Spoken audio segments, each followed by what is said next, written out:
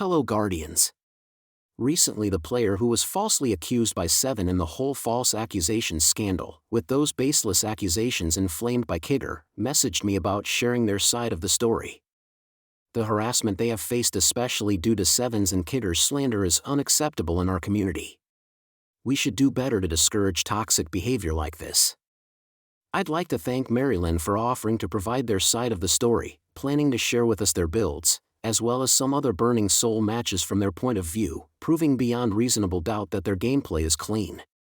While this means it'll take more time to go over these matches in more detail in a future part 3 of this expose, expect some interesting and helpful content once we've compiled everything together.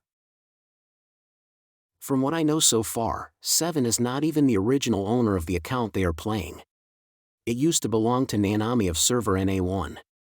Seven is infamous for falsely accusing players they lose to of cheating even before they took over Nanami's account. It is disappointing that Kigerr had decided to side with a player of such toxic disrepute, misleading his followers about the baseless accusations, and weaponizing his influence to slander other players as well as staff of the game. I will be calling out all these instances of harassment in part 3 of this expose as well. We as a community have to make it clear that no matter who you think you are, how much time or money you have spent on this game, harassment and slander are not acceptable and deserve to be called out.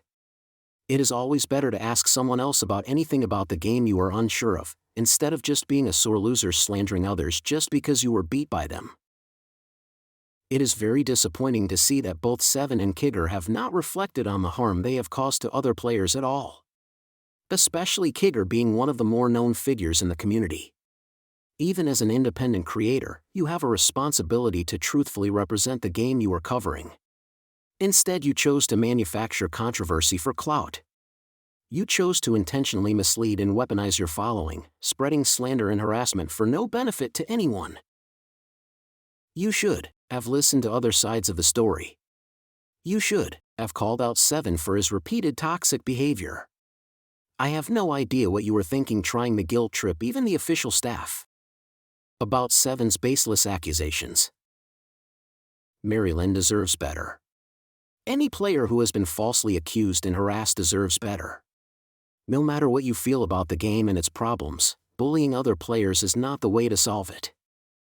I'm sorry for the short video, but I hope to help present Maryland's side better in part 3 of this expose.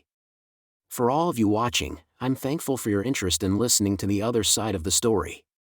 Have a good day, and I'll see you next time.